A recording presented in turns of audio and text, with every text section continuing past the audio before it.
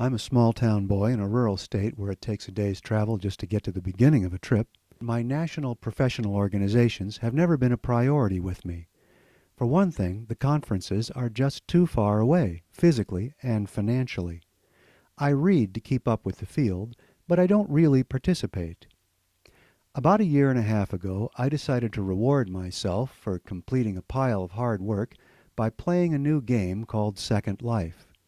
I really didn't know much about it. My first day in Second Life, I came to understand that it was a social game with players from all over the world. My second day, I found out about the building tools. My third day, I figured out what all this meant.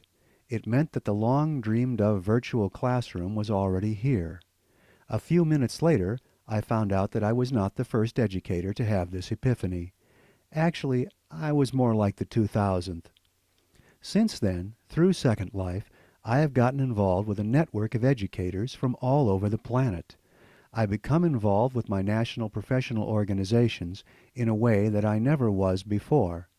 What used to be a journal I skimmed or a conference I would not attend was suddenly a collection of people I could interact with every day in a virtual face-to-face way.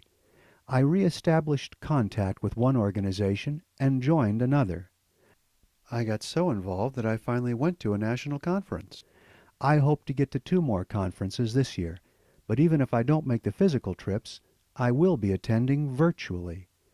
I've been active in more professional development in the last year than in the previous 20, all because I decided to kill some time playing a game. My only regret is that I didn't start playing earlier.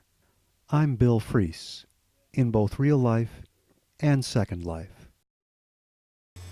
A lot's happened since that video was made. For one thing, I shaved.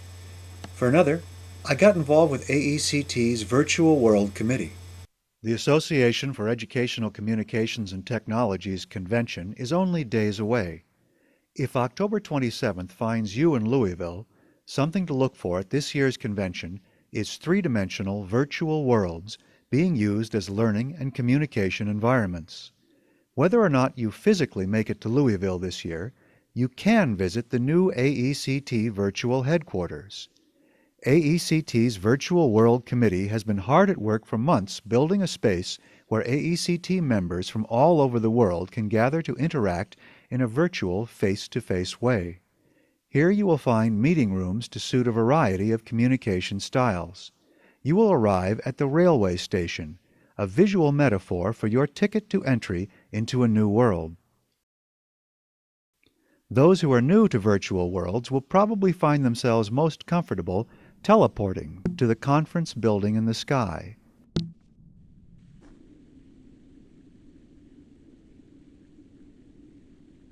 Here you will find meeting rooms set aside for the use of each of AECT's divisions.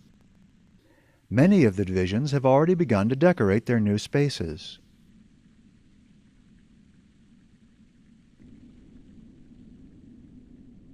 AECT is an international organization, and virtual worlds allow participants from all over the earth to gather together at any time. This is a 24-hour world clock. In addition to the meeting rooms, you will also find the AECT Hall of Presidents and the beginnings of a virtual library.